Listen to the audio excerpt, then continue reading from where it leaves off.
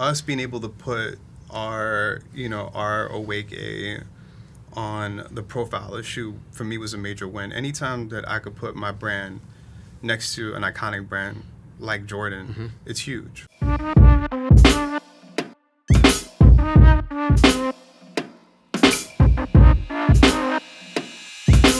up, everybody? I'm at Welty. We're here with another sneaker sit down with Angelo Baque, founder of Awake. Yes, sir. Sneaker streetwear OG. Jesus. New York native.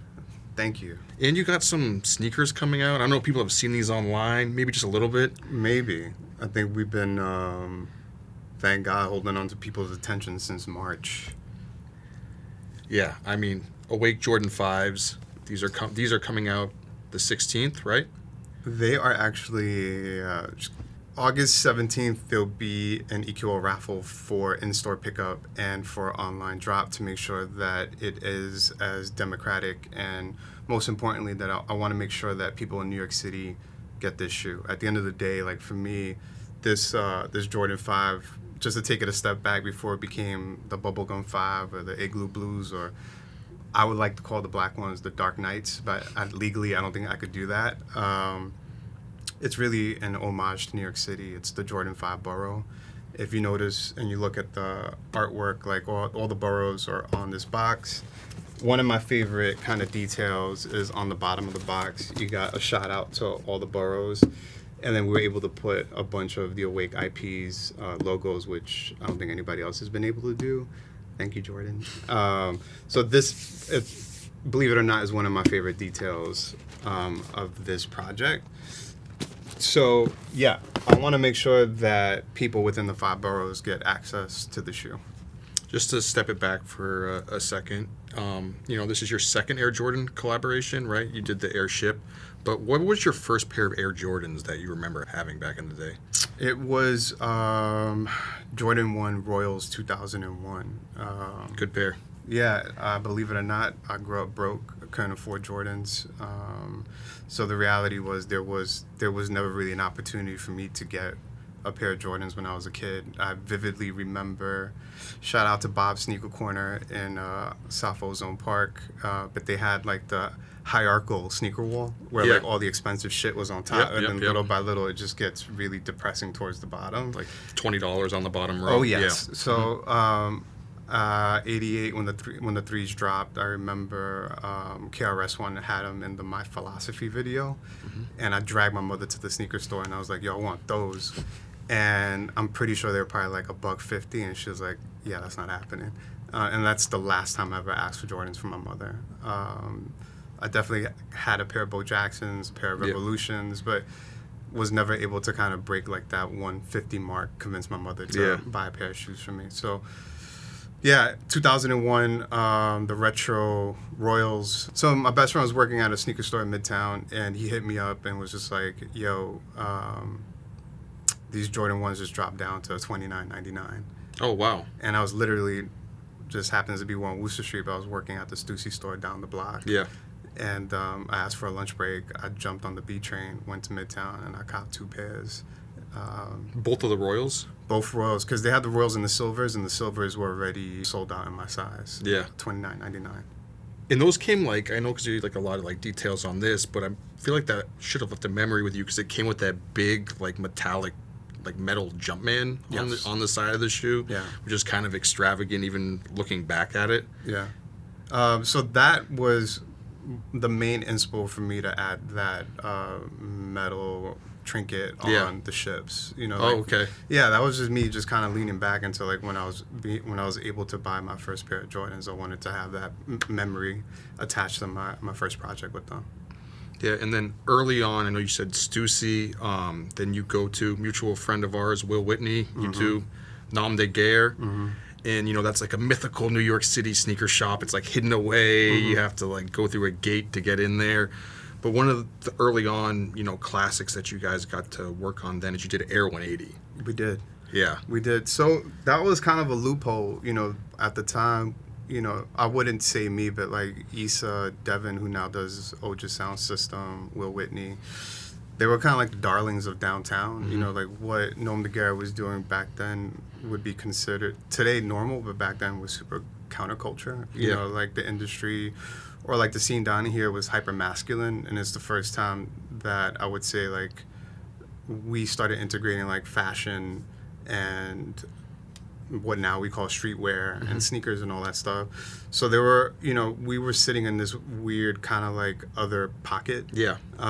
So the loophole to that was we were able to design the box. We didn't really design the shoe. That shoe was kind of like a colorway that was sitting around. Oh, wow. And because the Nike people at that time, which were really smart, wanted to tap into this weird little pocket of like fashion sneakers, they basically just laid up that project to us. Because I feel like it became like one of those like collectors, if you know sort of sneakers like over the years. Like remember like Sean Weatherspoon was like posting online like, oh look, the Nom De Guerre shoe. Yeah, I mean, if memory serves me right, we only had 72 pairs, so there isn't a lot circulating. So I mean, would be considered a grail. But it's crazy too to think, because we're just obviously talking to the undefeated guys with 72 pairs, but 72 pairs back then, it's like you don't sell out them on the first day, right? Like you're kind of like sell through them over a week. No, they sold out because yeah? because people started getting hip around that time. This Okay. is like 2005, I Yeah. would say. You know what I'm saying? So like people were like, there was enough collectors to move 72 pairs. I think 72 pairs probably is the equivalent of like 5,000 pairs today. It's crazy to think. Right? Like Yeah. that's really, I think, kind of like a fair kind of like, comparison, or kind of like what does '05 look like literally 20 years later, 2025, right? So like, yeah, 72 pairs wasn't scary. I think back then probably like 300 pairs would have been scary for us. Yeah. And then after that you go on to Supreme. Did you got to work on the footwear projects there too? Or? Yeah. The first project that I worked on was the Air Trainer 2. Yep. And then pretty much like anything from '06 to 2016 I worked on, from that hybrid, the 1994 SB sneaker. The original silhouette that you guys designed. Yeah, which nobody talks about.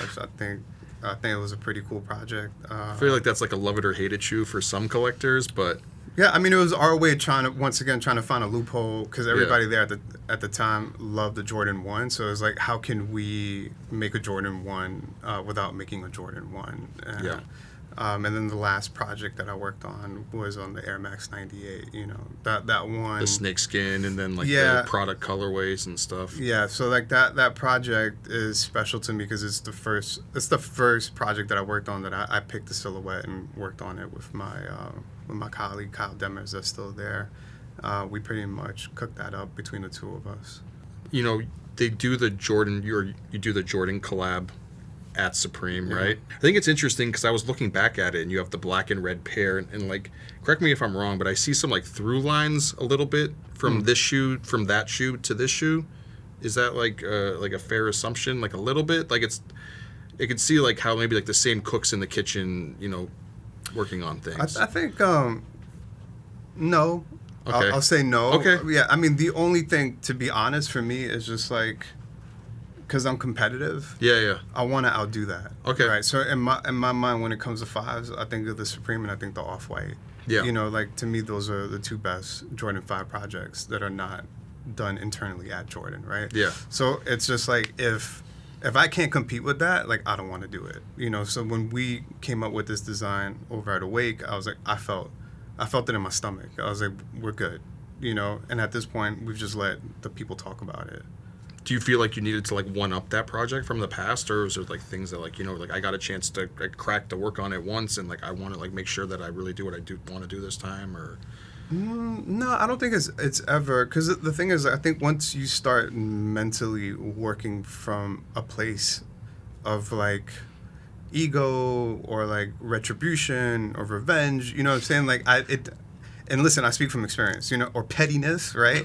It never works out in my favor. You know what I'm saying? Like for me, it's literally like, I got to be honest with myself first and foremost, and it's something that I learned working, under James for 10 years. Like, if it ain't dope, like, we're not doing it.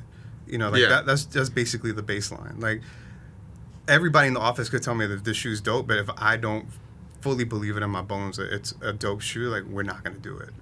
I mean, I don't know if you know, like, give yourself credit, 'cause I thought like those shoes were like great back then, especially like the camo pair of the fives, you know. But and I think even like the launch of that, where you had like Michael Jordan wearing the Supreme, and like I remember seeing that when that came out, and I'm like, this is insane. Like, how did you get Michael Jordan to wear the Supreme? That's a good question. I mean, you know, kudos to the Jordan team back then to kind of really understand, you know, legacy and how, you know, here we are. I don't know how old that project is. Yeah. Maybe like 10 years. 10 years, yeah. Yeah, and we're still talking about it, right? No, for sure. I think it's them really having the foresight to kind of understand the gravity, right, or how important that project will be and how it will stand the test of time. Because he was chill. You know, I was there for that. Yeah.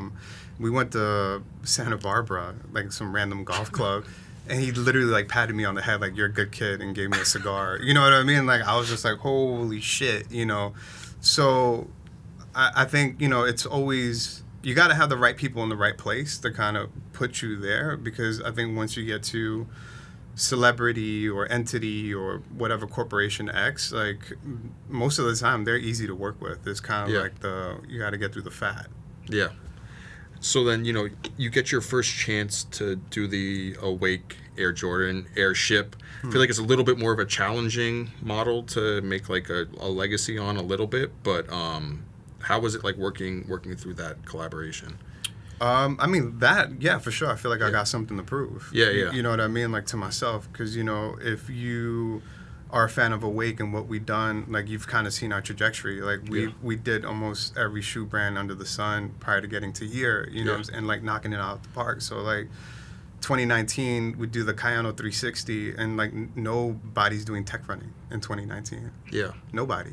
You know what I'm saying? So like we started something new, and we also started something new for ASICS where no one was looking at them for that kind of silhouette, right? And here we are in 2025, like it's the norm, right? And then 2 years later, I do the Cayano 14 under Angelo Baque. I gotta give you credit for that, because in all honesty, it was like, you know, like that's, I think, the first collaboration on the Cayano 14, or one of them. It is. I think Kiko maybe might have done something, but like, let's be honest, like nobody rated it. You know what I'm saying? So like the Cayano 14, now you see it like on Renel Medrano, Tremaine, you know, Salehi, you know what I'm saying? Like, or you just go to JD Sports right here and you see like all the kids in Times Square and like Soho wearing Cayano 14s. But, you know, what I want to get back to is really like the influence, right? Because you got people that never wore ASICS, right? Like what would be considered like your top influencer now wearing ASICS because of something that I designed. You know, and for me, like, that's like, I don't give a fuck if I only sold, you know, 50 pairs of that. It's just like, we shifted narrative, we shifted culture, and at the time, and we still are just a very small mom and pop operation. You know what I'm saying? It's like, we're not Supreme, we're not Palace, we're not Kith or ALD. You know what I'm saying? So like, for us to come, basically what I consider out the blue and shift narrative for a company like ASICS, like that's the major win. I always say this, you know, when I left Supreme, for sure, had Nike come first, I would have done a Nike shoe. But I compare it to like joining the Yankees. You're like, you join the Yankees and you go to the World Series, everybody expects that, right? Yeah. But if you go to the Mets and you bring them to the playoffs, you look like a fucking G. And you're from Queens too. And I'm from Queens too, you know. So like to, you know, shout out to Ronnie, because Ronnie crushed the Gel Light 3 program, right? But nobody was touching the other shit. Yeah, you know? two different things, a little way bit. Two different things, you know. So like, and to bring it back to like that Air Max 98, for me, I was bringing that Parisian funk to America. You know what I'm saying? So that's why that stuff interested me. You know, like when they showed me like, oh, these are the shoes that you could work on, and I was like, they were surprised I wanted to do a 14. They were surprised I wanted to do the 360, you know? Yeah. No, I just think like looking back upon that shoe, it's just one of those things, like when it first came out, I'm like, this is cool, you know, like I really wanted to get a pair, and I kind of like let it, you know, sometimes you let something slip, and then you look and you're like, man, these sneakers go for like a lot of money now, you know? And, but like, I think you really knocked that one out of the park, and it's the one you look back at as like an early moment where, not to try to give you all the accolades on it, but genuinely how I feel about that sneaker. No, I appreciate it. Thank you. Yeah, so is it crazy now when you look at that moment and just see out in the streets and just see like half the population wearing jellies? Yeah, it's a trip to see the 14s everywhere, like no matter where I go globally, but also the gel, you know, it's not the gel, but yes, the gel NYC is like the last shoe that I designed from scratch. You know what I'm saying? Like you talk about JD, last summer I went to London and there was a whole wall of gel NYCs. You know what I'm saying? So it's like being able to also create new business for a brand. Like that shoe never existed until we designed it. Is that crazier for you to, like, obviously this is, I want to talk about this in a minute. Like, Yeah. this is a big moment, but to get a collaboration like this and knock it out of the park, or just have like that subtle thing where you're like, hey, I worked on this shoe from the beginning and now it's become this mainstream thing that's like kind of permeated culture on a mass level? Both. Yeah. Yeah, they're both just as important to me, because for me, it's like if I don't have that ASICS experience, there is no Jordan, right? So I feel like they're just as important. But the reality is that the amplification of the project is 100 times more with a Jordan. Yeah. Like, that's just the reality. You know what I'm saying? Like, like now ASICS is definitely beefed up on communication, and they operate differently, right? But back then it was just like we were operating for Dolo, right? So like also the analogy that I like to use is just like with the Jordan is like you got a dope car, then you got a weak ass engine, right? But now with the Jordan, you got the fucking Ferrari engine. You know what I'm saying? So it's like, it's a go. It's really on me to fuck that up. Yeah. So getting to these, like, when did it come in your mind that, like, I want to do an Air Jordan 5, or they approach you, or like, hey, Angelo, you and Awake get to do an Air Jordan 5? It's, the anybody that says they could just, maybe Travis Scott has a different experience, but anybody that says they could just walk up on campus to the Jordan office and be like, yo, I want this, is fucking bugging. You know what I'm saying? Like, for me, my dream Jordan project is a 4. Yeah. Like, I love 4s. I've always loved 4s. So like I'm always gonna be like, yo, can I get a 4? And they're like, how about a ship? Do you already have? Because I've heard that story before too, where it's like you kind of have to do like maybe like a lifestyle or like Team Jordan before you get a chance to do this. But do you have that Jordan 4 already designed in your head where you're like, I can just put it on paper? No, I don't. But for me, it's really a. It's like as the project comes, the inspiration will come. So like, yeah, the 5, once again was like an amazing. Like, yeah, you can't do a 4 yet, but how about a 5? I was like, fuck yeah. You know what I mean? Like, that's an amazing model to work with. But then the sweat starts to build up when I'm just like, yeah, there's some big shoes to fill. No pun intended. You know, it's like, then I think about V, I think about Supreme, and I'm just like, all right, yo, pressure's on. Yeah, because I feel like, you did a lot to this sneaker that, maybe everything has to get approved by Jordan, and Michael Jordan has to say, correct, this is okay. Like I heard a story back in the day where it was like Tinker Hatfield made the Jumpman into the duck logo, and Michael Jordan like got really angry with him about that, But, you have a lot of details on this sneaker. You have the Wake A on the side. You have the Wake logo on the tongue. I mean, it's Fire Red 5, but made pink and added all your details onto it. How did you get there and get all of this approved? Us being able to put our Awake A on the profile of the shoe, for me, was a major win. Anytime that I could put my brand next to an iconic brand like Jordan, it's huge, right? Yeah. So like I wanted, and nobody complained about it. Nobody was like, yo, that A sucks, fuck it. People love that detail. It was like a ghost A stitch, right? Yeah. So I want that to stay in the design language no matter what project we're working on. And that, once again, that's something that I learned at Supreme, right? So for me, it was important to figure out, like, all right, how do we incorporate the logo without also it feeling lazy, right? Because I think the easy thing to do is like take the logo and then do like a heel hit, right? Or I could have just been happy with the tongue hit and call it a day and leave it as is.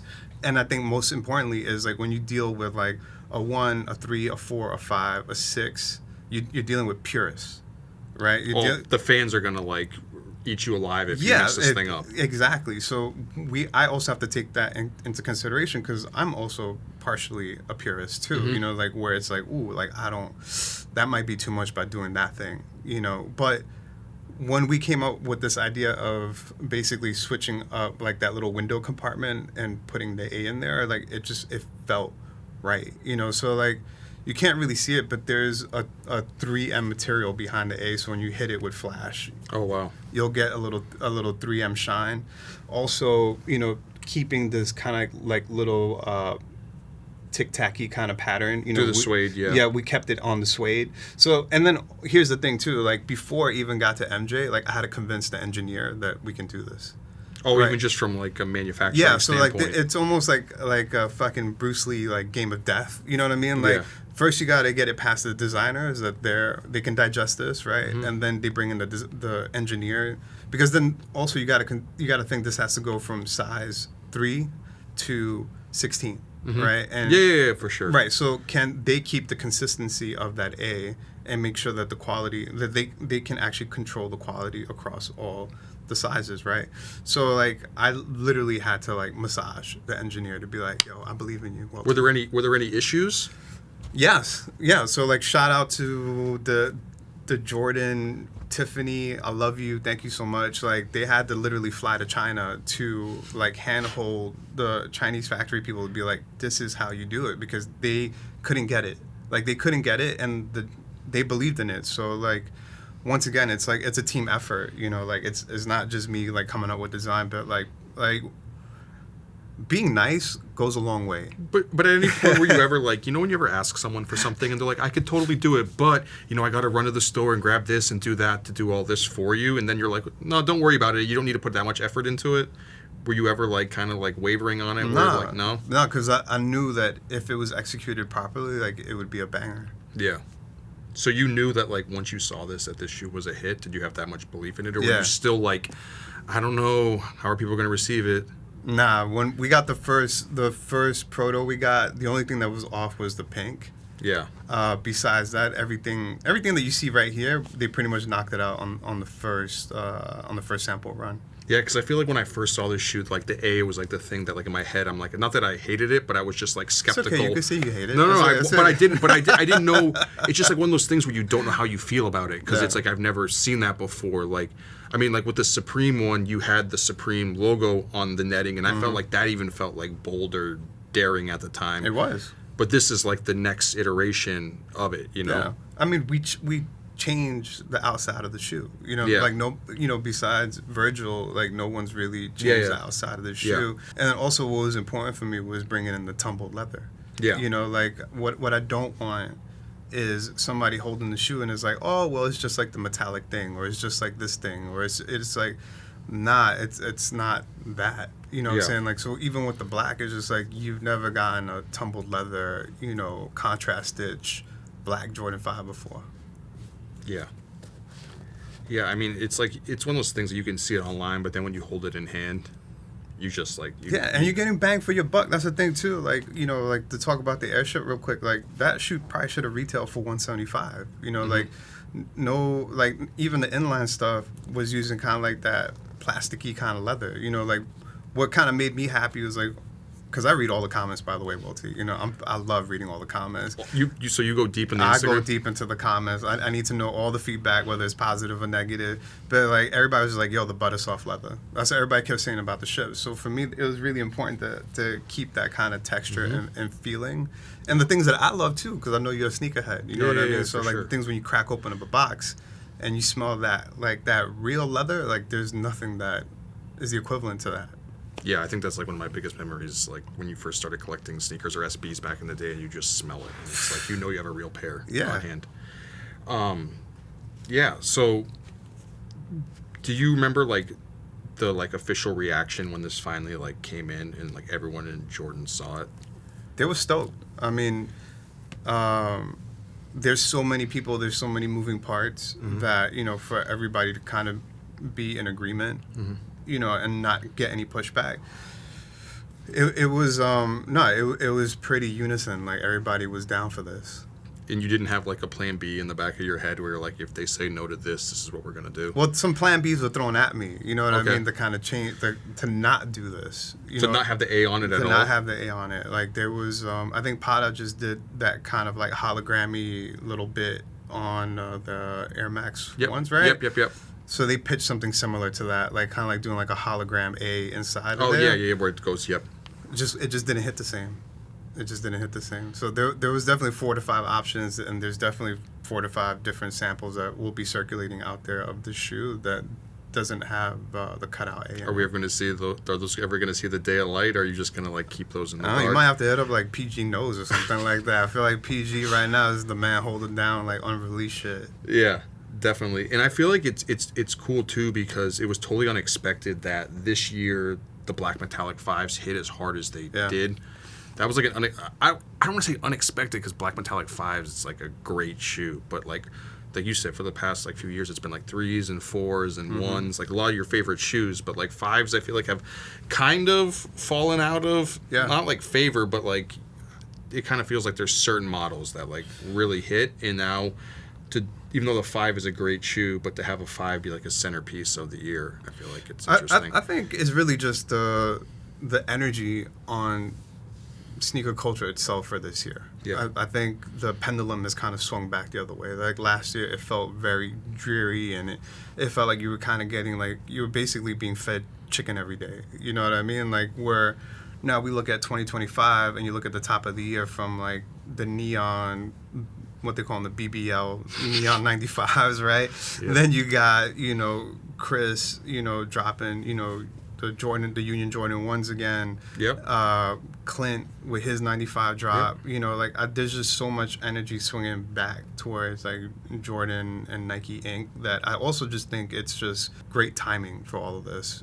So I think it's multiple kind of factors that kind of like people are into. Also, like they're Black Metallic 5s. Like it's hard to fuck that up. You know what I'm saying? Yeah. Like I think that's something that kind of transcends generation, right? Because I see young boys in them, and I also see dudes our age. Yeah. Not trying to date you. I don't know. No. You're as old as me. I'm maybe a little bit younger, but I'm up there. So you also said bring back the energy. You guys also have something special planned for this shoe, right? We do. So we're doing a park jam August 16th. The last 2 years we've been doing a block party on Orchard Street. We've been shutting it down, and we've outgrown the block. So yes, it'll be very special. You're invited. Oh, I would love to see you there. But we're taking over Seward Park on August 16th. It's going to be the Awake New York Park Jam, powered by Jordan. We're going to have some cool shit going on that day. I heard you have like an inflatable version of the shoe as well. We do have a 25-foot inflatable slide that I hope you participate in, Welty. Okay. Oh, it's like a bounce house? It's Are you going in? Or 100%. I'll be there with my son. We're going to go down the slide. Shoes or no shoes in the bounce house? No shoes, man. That's disrespectful, man. So, I mean, I feel like the pink has gotten like all the attention. I mean, obviously because it stands out. It's a pink shoe, but like does the black and blue pair like mean just as much as to you, or do you have favorites between the two of these, or? Well, for me, the black and blue is really Awake. The blue is kind of it is like our signature color. Yeah. It's really, to me, just as iconic as our classic logo. Yeah. So for me, like this is a reflection of Awake, and to me, this is like the New York City. 5. You know what I'm saying? Like. Yeah. Whereas the pink is just more, it is a reflection of New York, but it's definitely more flashy, splashy, jiggy, like the person that wants to be out there. Yeah. Did you know like right away that like you wanted to do 2 colors, or did they approach you with that, or like? Well, we sampled 4 colors. What can you tell what the other? I can't. I'll tell you. Once again, I'm pretty sure like someone like PG will get their hands on it. But the one that I really wanted was inspired by the Statue of Liberty. So you got a green pair out there? There is a green pair out there somewhere. And why? You said you really wanted it, but why didn't it happen? It just wasn't part of the strategy for this year for the brand. I think once again they were being smart and kind of seeing like where the market was going last year, and really just being able to hold back. Mm-hmm. Which kudos to the brand for showing some discipline to be like, we want to make sure that the attention's on this and not kind of diluting what they got going on as a brand, but also for us. Are you cool with like, because I feel like it's a strategy sometimes where like you'll drop these 2 and this will be a big hit, and then in 8 months you get to drop a green version of it? I tried. Oh, you tried pitching them on that? I tried, man. I tried doing just 72. Once again, bring it back to 72 pairs, friends and family. For the not green going to one. Sell it. Yeah, for the green one. And solid no. Wow. Solid no. Did that like break your heart? It did, because it's good. It's the one that when I show like because I don't know about you, but I have a circle of trust. Like I got my commission of like my sneaker friends that I like. If they tell me this shit is whack, I'm not doing it, right? Yeah. And they were just like, what the fuck? Like, you got to put those out. And I'm like, it's not. it's not my call. Is it hard to process like the no? Because I feel like sometimes when that happens to me, where it's like everything's going good, but that one person tells you no, it's like you get like all emotional about it. 100%. Like, yeah, I turn into my son. I'm like a 14-month-old. You know what I'm saying? Like, I wanna stick my thumb in my mouth and sit in a corner and be like, "What do you mean? Like, this is dope. Why don't you believe in it? It's the greatest thing." To, you know, like. Yeah. But also, like, what I've learned, you know, being independent, you know, the last 9 years is just learn when to let it go. You know, and also picking and choosing your battles wisely. Yeah. Are there any like hidden details on this shoe that are like, or anything else you want to point out that like people should know about the sneaker, or like? So there's God bless the bootleggers. Everybody has to get paid. You know what I'm saying? Like, I get it. I'm flattered. Like, I'm extremely flattered because nobody was bootlegging airships and nobody bootlegged any ASICS projects. But if you didn't get a shoe from myself, Hugo, or probably Reggie up at Jordan, and it doesn't say promo on the little tag on the inside of the shoe, you got a fake. And then the ones that are officially coming out through us, there's only 7,000 pairs, and they will be numbered. So if those are not numbered, you most likely got a fake. So shout out to 125th Street. I see y'all. I saw the ones that are circulating out there. There's some wonky A's out there, but make sure you don't get yourself some Bootsy Collin versions of these shoes. Get the real shit.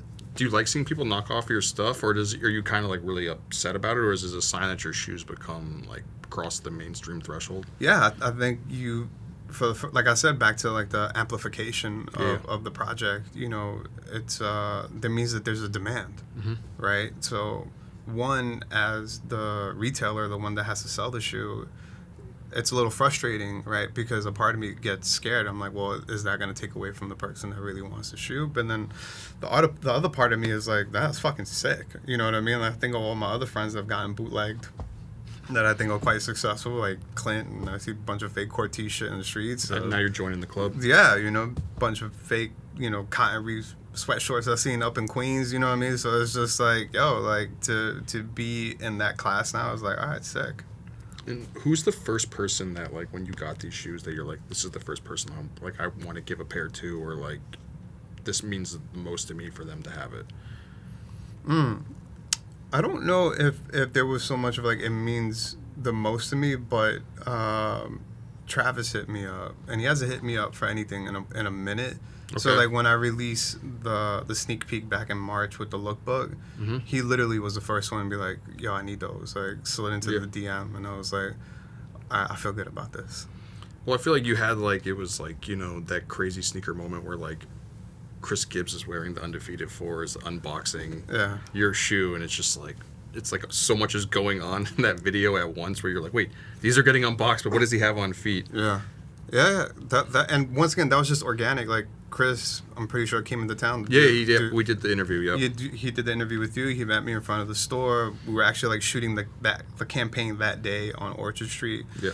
And we had his size, and I was like, yo, here. And he was like, I'm gonna throw them on. I was like, all right, cool. So I just started filming. It wasn't anything that was, you know, premeditated, and I think that's what people are gravitating towards. Like, all that was non-scripted. It was regular conversation. Known Chris since 1995. You know what I'm saying? All organic, yeah. Yeah, all organic, and he's someone that is part of that commission, that sneaker commission, that I rate 1,000% what he has to say. And is there anything else you just want people to know about the shoes or the project in general, or? It was a lot of hard work. Yeah. Yeah. I think people, you know, I think unfortunately we become conditioned to seeing so much projects and collaborations come out each day that, you know, it kind of takes away like the mysticism and the magic. You know, for example, like when that Supreme Jordan 5, like that wasn't happening 10 years ago. You know what I'm saying? Yeah, so no, like, for sure. I want y'all to hear it from my mouth. Like, this means the world to me. You know what I mean? Like, if I would have written down like 5 brands that I want to work with when I left Supreme, like Jordan and Nike are like 1 and 2.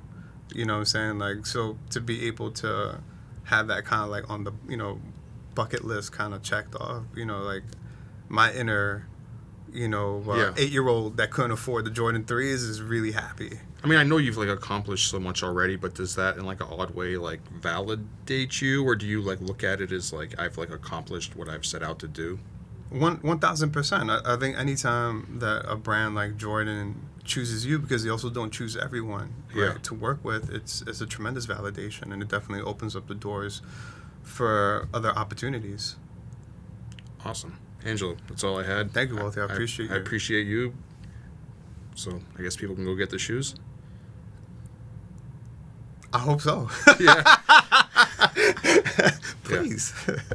Awesome. Yeah. Peace.